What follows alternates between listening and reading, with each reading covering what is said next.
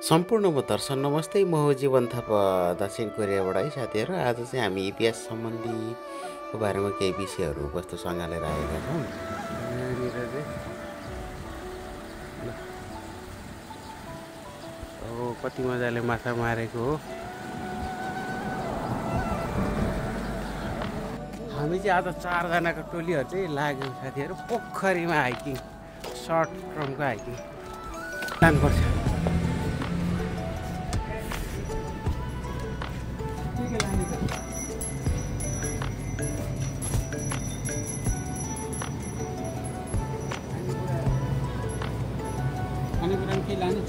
लानुपर्छ।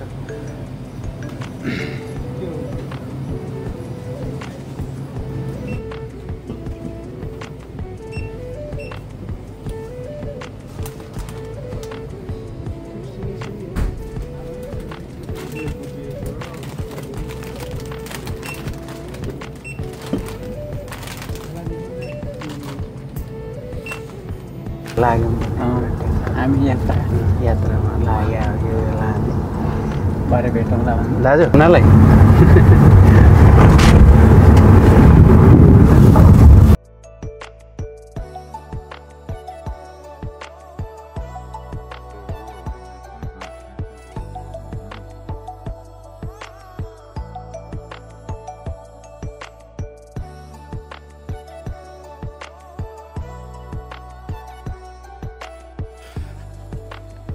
ल साथीहरू, हामी चाहिँ अहिले यतिखेर ठ्याक्कै यो खङ्गनमा आइसकेका छौँ। यहाँनिर चाहिँ एउटा पोखरी पनि छ। अनि यो मेरो पछाडितिर देख्नुभएको बिल्डिङहरू यो एकदम धनी धनी मान्छेहरू बसोबास गर्ने ठाउँ हो। बिल्डिङहरू लुक्सहरू हेर्दाखेरि नै एकदमै स्ट्यान्डर्ड टाइपको देख्नुहुन्छ यो वरिपरिको वातावरणहरू।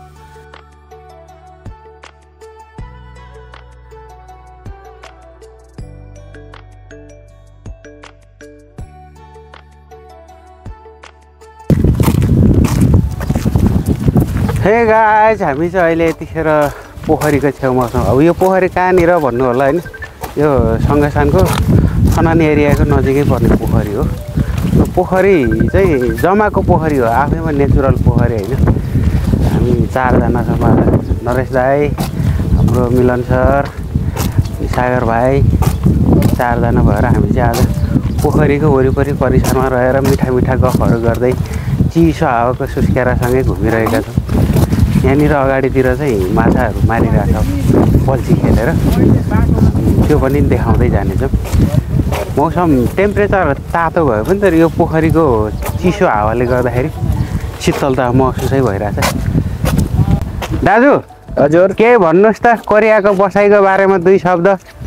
एक गधा जिन्दगीको के पैसा नआन्नु भाइ। अनि नेपालबाट कोरिया आउने भन्ने बित्तिकै त ओहो पैसा धेरै फल्छ यहाँ। महिनाको 3 लाख 4 लाख 5 लाख कमाइ हुन्छ भन्छ।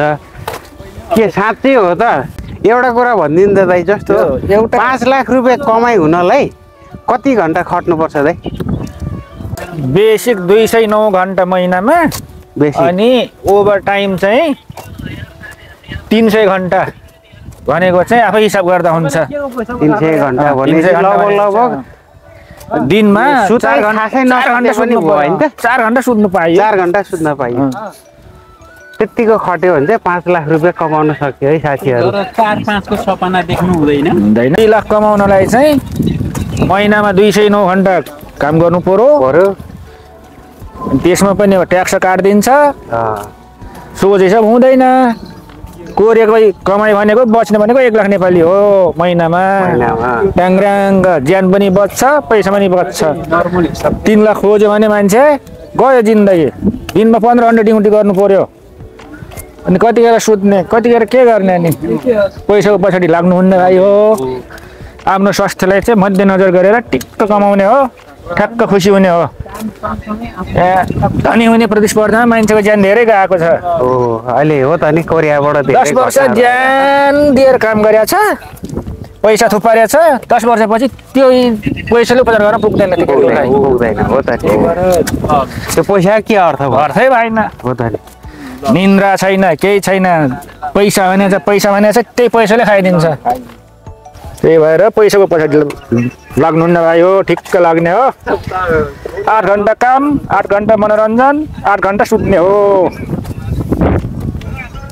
काम कस्तो छ भाइ कोरियाको काम गाह्रो साह्रो कोरियाको मात्र होइन विश्वकै अब श्रमिकले काम गर्ने काम त कहाँ चाहिँ सजिलो छ र अरू देशमा भन्दा गाह्रो हो कि के हो त होइन सबै काम एउटै हो जहाँ पनि काम एउटै हो अब त्यो कस्तो काममा पर्यो भन्ने कुरो हो कामको उसमा सेक्टर अनुसारले फरक हुन्छ अब 10 वर्षकै अन्तरालमै कोरियामा काम धेरै हल्का भइसकेको छ यो प्रविधिले गर्दा अब ठुलो ठुलो गरौँहरू उचाल्नु परेन अब रोबोटहरूले उचाल्ने उ गर्ने अब यस्तै हो भने त 10-15 वर्षपछि त मान्छेले गर्ने काम त धेरै घट्छ हो 60% अब त रोबोटले गर्छ टेक्सटाइलहरू भयो अनि यस्तोहरूमा यो उचाल्ने सार्ने पछार्ने त सबै रोबोटले हो अब मान्छेले त त्यही रोबोट खिच्ने मात्रै हो अब त बिस्तारै 10-15 वर्षपछि बाँकी काम सब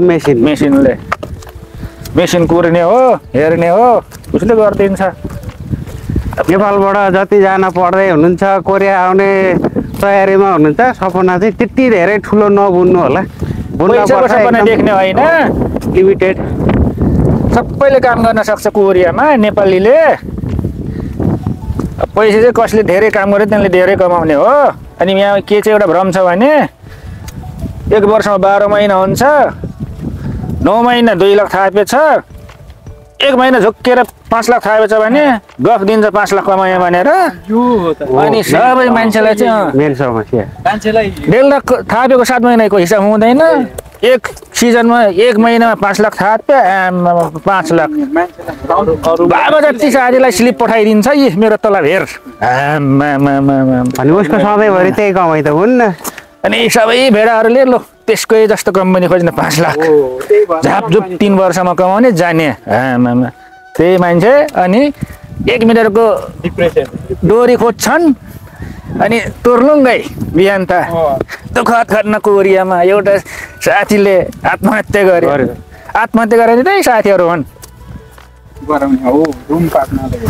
फल्नाले 5 लाख थाप्यो रे भन्छन् तुमीले किन थापेन तँ पनि कोरिया गएको भन्छ बुढीले उताको किचकिच यताको किचकिच साथीको तलब हेर हो थापेको यो स्लिपै छ घरमा उसको त यति स्यालेरी छ मेरो त्यस्तो जति हुनुपर्ने कोरियाको त अब नेपालको मान्छेले के उसको छ भने कोरियाको सबैको ग्रुपमा हालेछ उता हालेछ स्टोरीमा हालेछ त्यहाँ भित्र कस्तो काम गरेको चाहिँ हाले छैन त्यहाँ पन्जा लगाएपछि थाहा हुन्छ काम कोरियामा होइन भित्रको हाले पनि त्यो सँगै एकनाथ हुने कहिलेकाहीँ त हल्का काम हुन्छ नि त्यो चाहिँ हालिदिने हालिदियो र पुरा सजिलो मेरो काम गर्थ्यो कहिले यहाँ 5 मिनट रेस्ट टाइममा बस्यो कुर्सीमा बस्यो 3 लाख थप्ने खोर्खेको पारो कुर्सीमा बसेर त्यसरी त्यो मान्छे त्यसरी भ्रम फैलाउनु हुँदैन सागर भाइ काम त बिल्कुल गर्नु हुँदैन यो भ्रम छ क्या यो कोरियामा धेरै भ्रमहरू छ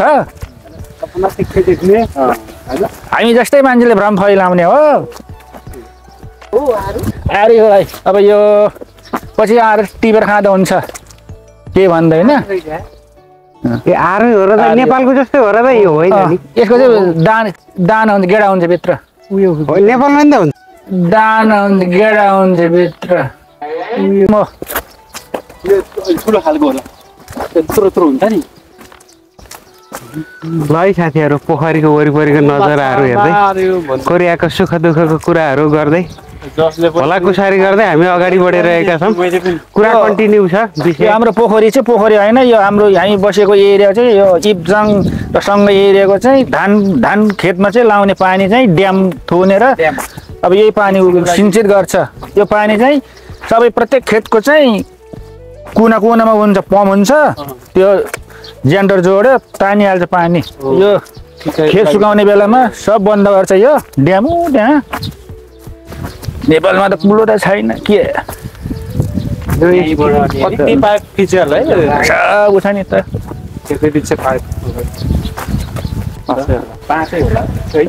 साथीले बल्छी त पुरै रहेछ दुम्सुकै काँडासरी फिजाएछ नि त हेर्न त्यही त यस्तो तरिकाले क्या यो घर बनाउँदो रहेछ बस्नलाई दुम्सीको काँडा भन्दा पनि बढी छ त नि बल्छी यहाँबाट बाहिर हेर्नु बल्छी हेर्नु त कति धेरै रहेछ नि अनि कतै वरिपरि पुरै बल्छी झऱ्या त झरिहाल्छ त भाइ कानले यो कता कता ल्याएको होला मान्छे छैन हौ मान्छे भित्र छ कोही कोही उता साथीहरूसँग गफ गर्न नि जाँदो रहेछ भैँसी गाई किन्नु गयो भने अनि देखाउने बेला चाहिँ बेलुका नै गोले हेर्न आउँछ त्यहाँ दुध दिँदो रहेछ हुन्छ नि बेलुका आधी केजी 1 केजी चिनी खुवायो भने बिहान दुध डबल आउँछ सुँगुर किन्न जानु पर्यो भने राति नै त्यहाँ बिहानै हेर्न आउँछ नि मोल न कति धार्ने भाले बाँसे बित्तिकै किटोलाई चाहिँ एउटा के अरे खड्कुलोमा पुरै घोलेर पानीसँग टप्प खुवाउने त्यो सुँगुरको मुख सुख धुवाएर यति लाग्छ क्या ट्याक्क राखेर आवाज सुत्छ 500 धानी बढिहाल्छ यता छ है यति त छ टुङ धानमा त्यो अगाएर त्यो उठ्दैन अति सोझो हो दुनियाँ रहेछ त्यो मासु पर्छ होइन मोडी खोल्दा पिठो त्यस्तो जान्छ नि व्यापारीको ल त साथीहरू सुख दुःखको कुराहरू गर्दै हामीले आज पुरानो दाइहरूसँग दुःख सुखको कुराहरू गऱ्यौँ मिठा मिठा कुराहरू गऱ्यौँ एकदमै आनन्द लाग्यो विषयवस्तुहरू एकदमै राम्रो उठ्यो कतिपय कुराहरू तपाईँहरूले पनि मैले हामीले गरेको कुराहरूले तपाईँहरूलाई पनि केही हेल्पहरू हुनसक्छ होइन ल साथीहरू आजको यात्रा कस्तो लाग्यो खुसी लाग्यो मजा लाग्यो एकदमै रमाइलो लाग्यो हाम्रो साथीहरूलाई भ्युअरहरूलाई केही भनिदिनु त दाइहरू भाइहरू हाम्रो अर्जुन दाइको भ्लगलाई चाहिँ होइन लाइक सब्सक्राइब एन्ड सेयर गरेर माया गरिदिनु होला साथ सपोर्ट गरिदिनु होला र यस्तै नयाँ नयाँ ठाउँहरू हामी भ्रमण गरेर देखाउनेछौँ 2 वर्षमा पुगेको सबै भूभाग चाहिँ हामी देखाउनेछौँ र लोकेसन पनि राख्नेछौँ तपाईँहरू पनि त्यही ठाउँ भिजिट गर्न सक्नुहुन्छ घुम्न आउन सक्नुहुन्छ होइन हामी घुमेको लोकेसन चाहिँ राख्नेछौँ त्यति भन्दै आजलाई हामी ओके बाई बाई बाई